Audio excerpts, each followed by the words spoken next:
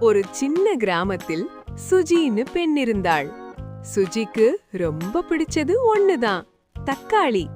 சாம்பார்லயும் தக்காளி, ரசத்துலயும் தக்காளி, சட்னிலயும் தக்காளி, எல்லாமே தக்காளி. ஒரு நாள் அம்மா சொன்னாங்க, சுஜி மார்க்கெட்டுக்கு போய் காய்கறி வாங்கி வா. சுஜி மார்க்கெட்டுக்கு போனா. அப்போ அவளுக்கு ஒரு பெரிய சிவப்பு தக்காளி அவள் கண்ணில் பட்டது.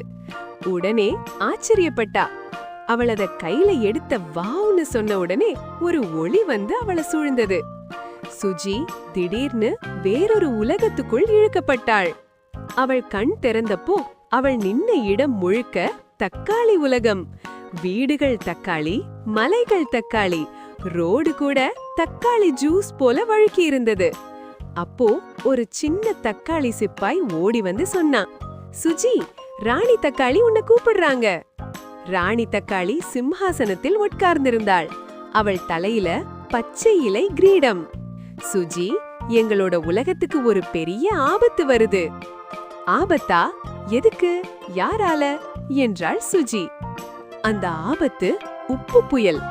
வானத்துல உப்பு மேகம் மெதுவா மெதுவா நெருங்க ஆரம்பிச்சது. சுஜி பயப்படல. அவள் யோசிச்சா, தக்காளிக்கு எதிரி உப்பு, ஆனா நண்பன் மிளகாய். மிளகாய் படை வரட்டும். மிளகாய் படை காரமா வேகமா வந்து உப்பு புயலை அடிச்சு விரட்டிச்சு. உப்பு மேகம் ஓடி போச்சு. தக்காளி உலகம் மீண்டும் பளபளன்னு ஆதது. ராணி தக்காளி சொன்னாள், சுஜி, நீதான் எங்களோட ஹீரோ.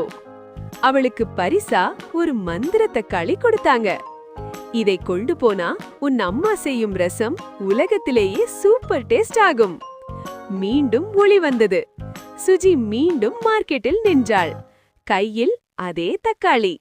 வீட்டுக்கு போய் அம்மா ரசம் செஞ்சாங்க. சுஜி ஒரு ஸ்பூன் குடிச்சா.